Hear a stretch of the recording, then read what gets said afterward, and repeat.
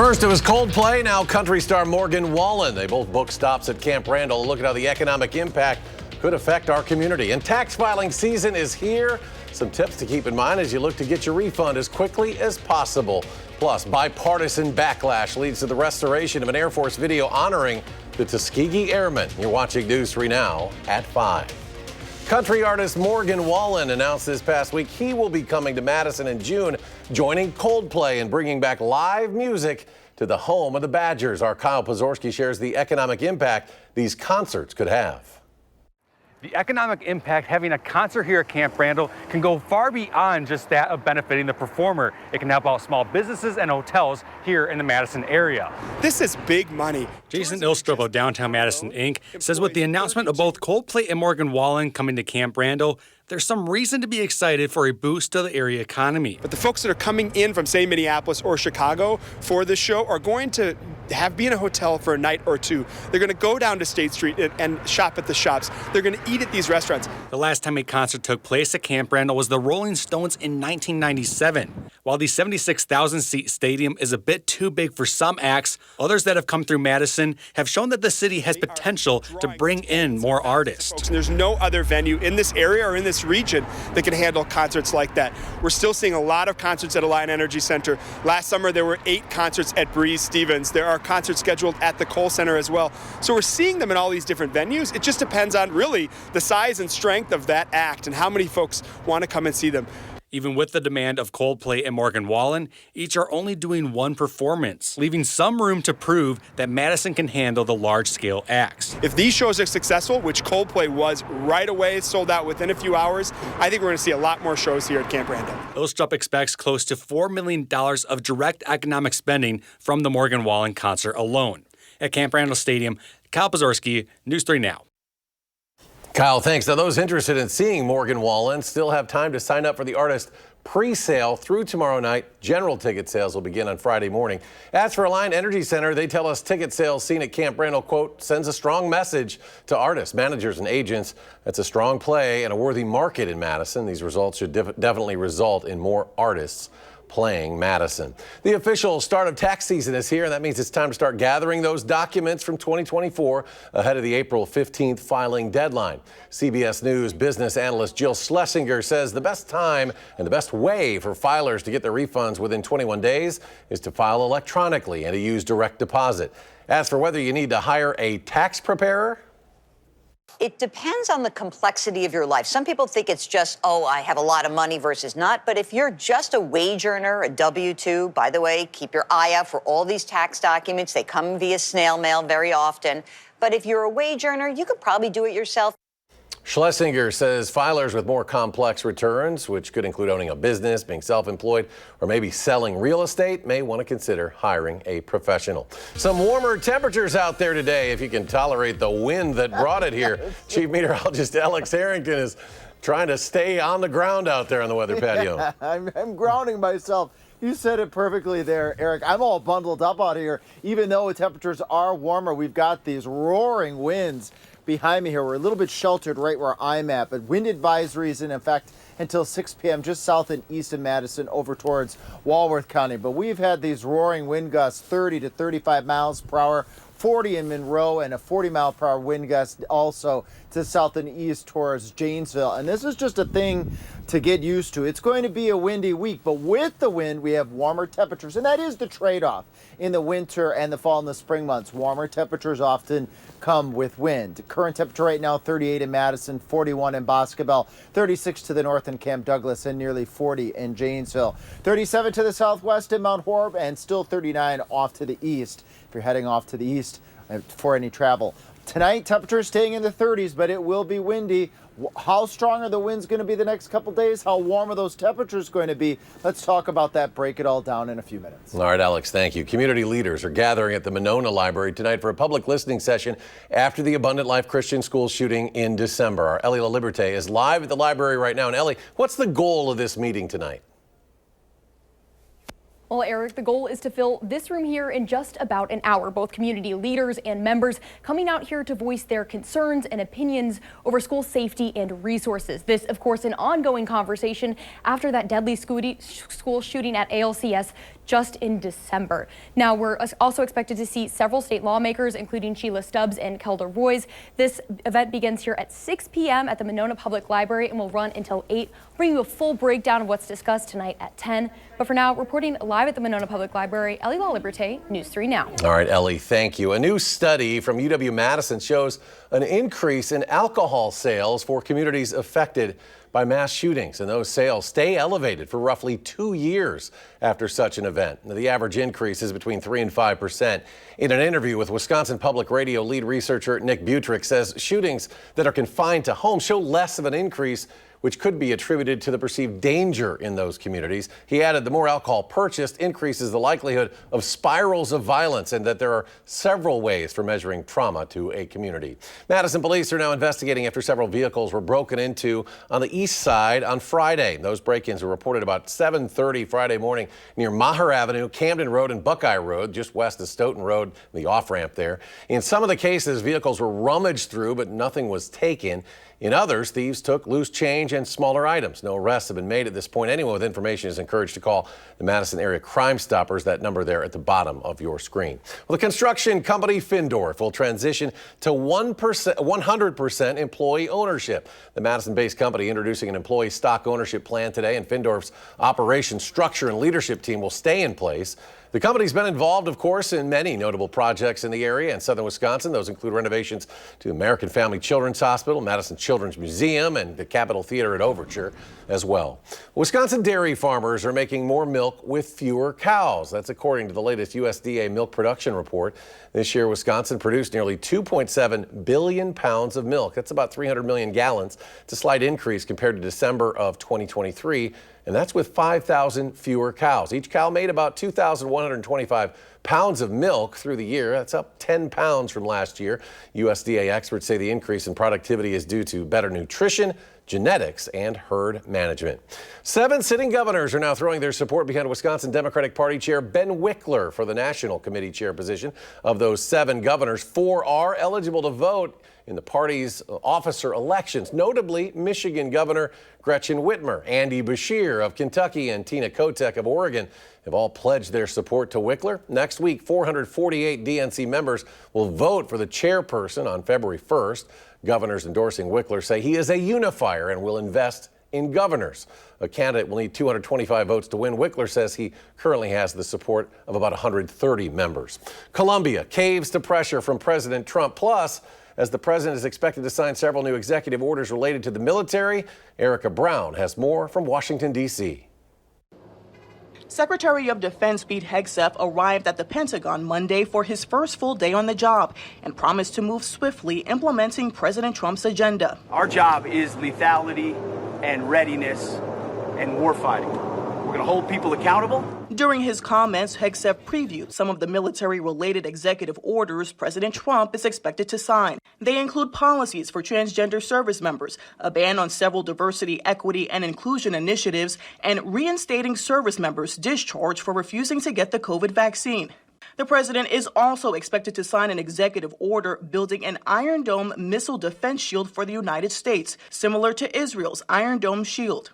On the immigration front, President Trump is declaring victory after a weekend standoff with Colombia over return flights of undocumented migrants. The country's president initially said he wouldn't accept the flights, saying the U.S. cannot treat Colombian migrants as criminals. That prompted President Trump to threaten a travel ban on Colombian government officials and 25% tariffs on imported goods, increasing to 50% in a week. Colombia threatened tariffs of its own, but ultimately backed down. Sends a message to other countries that the president means what he says and that he is going to deliver punishment if countries don't cooperate. With immigration crackdown operations ramping up across the country, Immigration and Customs Enforcement reported nearly 1,000 arrests Sunday. Meanwhile, President Trump is meeting with House Republicans in Florida tonight as they try to develop a legislative game plan to deliver his agenda. Will remain a part of the U.S. Air Force curriculum. The story of the Tuskegee Airmen following a wave of bipartisan backlash. Originally, the Air Force removed video of the airmen in response to a DEI ban. The Tuskegee Airmen are a group of 1,000 black Air Force servicemen who served during World War II. They were most known for pulling off brave missions, resulting in the lowest number of casualties for bomber escorts. Defense Secretary Hegseth noted Donald Trump celebrating the airmen during his first campaign and that the removed video will not stand. According to AAA, a record number of Americans are projected to go on cruises this year, 19 million in all. That would be a 4.5% increase over last year. It would also mark 2025 as the third year in a row that record cruise passenger volume happened. It marks a post-pandemic cruise industry rebound that's been stronger than other travel segments. Right now, the most popular destination for Americans is the Caribbean. That's where roughly 75% of all U.S. cruise passengers are going this year. Wall Street had a bumpy start to the week after a China-based artificial intelligence company announced its new AI tool. A one-year-old startup DeepSeek revealed a ChatGPT-like model. It's called R1, and analysts say it has all the abilities of other models, but it is much cheaper to operate. Officials at DeepSeek say they spent under $6 million to train this new model. Other tech companies have forked out hundreds of millions, sometimes billions, for the same work. Several tech companies are scheduled to report earnings this week, and analysts say this DeepSeek announcement could result in major market movements in the near future. Alex is back next. A complete look at your first warn forecast on this breezy, milder Monday. And just ahead, we'll get you the details on a recall on a popular item sold at Costco. It's next at 5. And on Wall Street today, a mixed day. The Dow surging more than 289 points, but tech stocks take a dive on the DeepSeek news. The Nasdaq down 612. S&P falls 89. We'll be right back.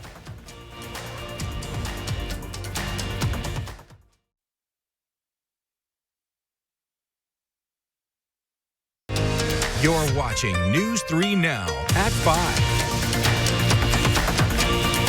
1 in 7 children in Monroe is dealing with food insecurity. SSM Health Monroe is hosting a food drive, and they're asking for help from the community. The school district's Backpack Buddies program gives weekend food to students and families that are considered food insecure. Now, this is the 4th annual food drive for SSM Health Monroe. Everything collected will go to Backpack Buddies, which serves more than 100 students and families. One of the coordinators tells us the number is higher than people would expect, and that's in part due to the stigma. It can be embarrassing for small children, so that's why we use a backpack. The school district came up with that idea so kids don't have to have a brown paper bag to carry food home, so that people know that that is what they're taking home. It's just a backpack and they don't know what's in it. Now, SSM typically hosts the event at the beginning of the school year, but one of the drive's coordinators says there's a need right now within the Monroe community. You have a few days you can donate, and the drive ends on February 3rd. And applications are now open for the Partner in Equity, or PI Food Project grant. Now, this grant supports community organizations aiming to improve equity and access in the local food system. Grants range from $2,000 to $4,000 and will focus on low-income and minority populations. Applicants must tackle areas like increasing healthy, culturally relevant food, reducing food waste, or strengthening regional agriculture. The deadline is February 24th. Details to this story, you can find those at channel3000.com. Well, if you have some Kirkland Signature smoked salmon in your fridge, don't eat it. The Food and Drug Administration has classified the Listeria-tainted product as a Class 1 recall. And officials say people who are exposed to this fish are likely to suffer some serious health problems. Listeria infection is responsible for roughly 260 deaths per year, according to the CDC. The FDA has said no related illnesses have been reported yet. The recalled salmon from Acme Smoked Fish Corporation were sent to stores in the Southeast late last year. National Institutes of Health can resume purchasing supplies for internal research with current vendors. Purchasing was put on hold last week after the Trump administration placed a moratorium on the release of public communications. The pause kept scientists from buying supplies like test tubes and food for lab animals. But NIH employees have received a new memo saying communication with external vendors is okay, effectively ending the purchasing pause. The broader pause on external communications will go through February 1st. Well, if your New Year's resolution involves your health, here's a tip for some of you out there. The experts suggest using a traditional alarm clock instead of the one on your phone. They say that could help you sleep better because leaving your phone in another room will reduce the chance of it distracting you. Experts say a traditional alarm also might make it less tempting to hit the snooze button repeatedly. A little warm up out there, but it's blowing into southern Wisconsin quite aggressively. And Chief Meteorologist Alex Harrington is inside now with more on the forecast. Yeah, I didn't think I'd have to be out on the patio today with temperatures up near 40 degrees all bundled up, but that is the price you pay in the wintertime, in the fall, and the spring when you go from one temperature extreme to another. The wind, and we have a wind advisory still in effect for areas south and east of Janesville over towards Walworth for just a few more minutes, but it's going to be breezy for the next couple days, and we're going to track that together here. Had wind gusts up to 32 miles per hour in Madison, 40 in Janesville, 40 in Monroe, 30 to 40 mile per hour wind gusts across all of southern Wisconsin, and get used to this. As we take a look at our first warned weather cam network here in Dodge, we'll just look at the cam shaking a little bit here. You can even see the stiff breeze out there with the flag pushing from west to east with those gusty winds out there. What about these impacts with the winds? We are having wind gusts again approaching 40 miles per hour, and that will make those large trees sway and move, just like out there in the patio that I was mentioning before. It was really roaring out there. When you start getting into the 40 to 50 mile per hour range, and this is where you start to get into that wind advisory criteria, that's when you start to see some of those medium and small branches break. Now, thank goodness we're not expecting windier conditions than, let's say, 20 to 40 miles per hour, but those trees are really going to be swaying over the course of the next couple of days. Now, 35 mile per hour wind gusts out there at 6 o'clock tonight. Maybe a brief reprieve as we go into Tuesday morning, but they come roaring back in. Wind gusts approaching 35 to 40 miles per hour Tuesday afternoon. Wednesday's going to be breezy, maybe not quite as breezy on Thursday. Temperatures, lower 20s. We may bottom out in the mid-20s if the winds help to keep air molecules in motion, and that helps to tend to warm things up a little bit, or at least hold the temps up at night. We will do 40s again on Tuesday afternoon, maybe even some upper 40s over southwestern Wisconsin and then Wisconsin River Valley. We dip down into the 30s for high temperatures on Wednesday as a little system moves through the area, but still near 40 in Prairie du Chien. And then here's that real warm stuff as we go into Thursday afternoon. Highs up near 50, if not cracking 50 degrees Thursday afternoon before some cooler weather moves back into southern Wisconsin. Current temperatures, we got right about 40 right now in Madison, 41 in Bosqueville, 37 in the Dells as we zoom on in here to Dane County, 37 down the highway in Oregon, 38 along the highway heading west in Cross Plains and in Middleton and up towards DeForest and Wanakee. Temperatures near 40. This evening, that walk that I normally do outside, I might do it inside. It's a bit on the breezy side tonight for comfort levels, but the temperatures are going to stay mild because of the clouds and the winds out there.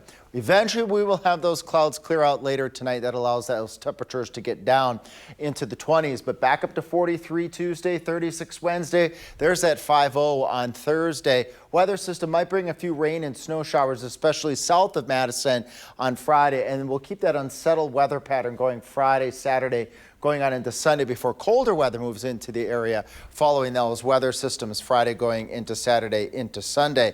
With those weather systems, join me at 6 in my main weather. I'm going to give you a glimpse of what those weather systems may look like as that unsettled weather pattern moves in by the weekend. Alex, thank you. The stage is set for New Orleans. The Eagles and Saints set to clash in the Super Bowl, a rematch of the Super Bowl 2 years ago. We'll have a look ahead next.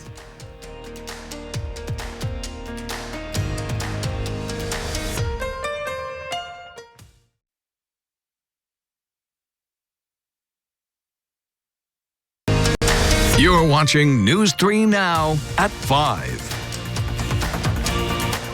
The number of people putting their homes on Airbnb is increasing. Prices are going down slightly for the Packers in the 2025 NFL Draft in April. One property owner, though, is renting out their house within eyesight of Lambeau Field for $43,000 per night. However, other rentals are anywhere between $10,000 per night all the way down to $1,000 a night. The number of properties listed has risen by 27% since fall of last year, driving the average cost down. Meanwhile, the stage is now set for Super Bowl 59, the Eagles and Chiefs. They last faced off in Super Bowl 57 just 2 years ago. Now, in less than 2 weeks, they'll be in New Orleans for a rematch. Here's CBS's Jared Hill.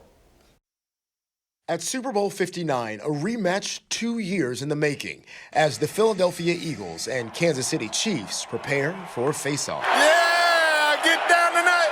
Kansas City tight end Travis Kelce hyped up the crowd with his team, Kelce's girlfriend Taylor Swift looking on, after the Chiefs beat the Buffalo Bills 32-29 in the AFC Championship game. The win setting the stage for the Chiefs' 5th Super Bowl in 6 years and could put them on track for the NFL's elusive back-to-back-to-back triple consecutive win. Champagne for winners. Let's go for that three-peat. In Philly.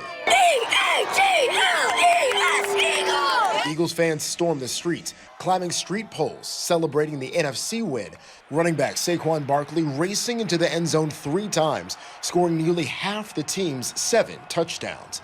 The Eagles soaring past the long-shot Washington Commanders, 55-23. We ended up having to play ping pong because anytime we were playing ping pong, the Eagles were winning. Now, as the Big Easy gears up to host the big rematch, nabbing a ticket won't be so simple. The cheapest tickets on StubHub are going for thousands of dollars.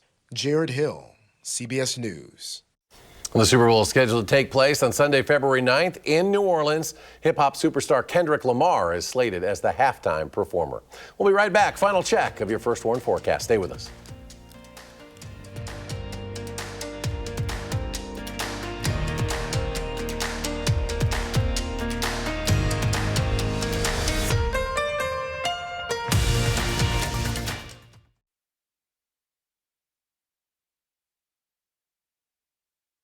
Tonight, a CBS News investigation. China's intelligence agents are scouring social media to identify U.S. service members and then pay them to spill secrets. What did the Chinese government get? It's a spy story in the age of apps. That's ahead on the CBS Evening News. Well, one lucky football fan can stuff his or her wallet by stuffing his or her face. Website Finance Buzz offering $1,000 to a snack food taste tester for the upcoming Super Bowl. The winner will go to Costco and try out all of the usual favorites like buffalo chicken dip, jalapeno poppers, and pigs in a blanket and determine how good they are. Officials at Finance Buzz say this offer, by the way, is not endorsed by Costco, so you'll get an objective viewpoint. Alex is back.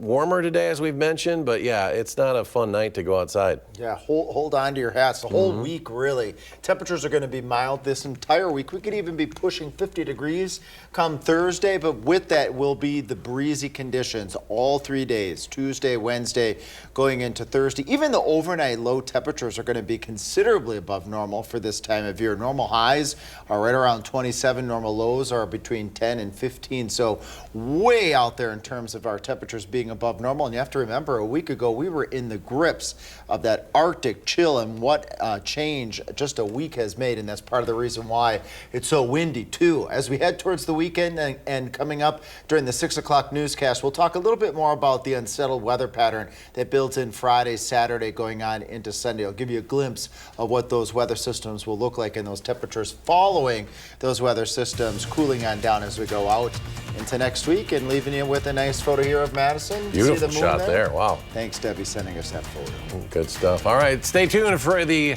new edition of CBS Evening News. We'll see you in 30 minutes.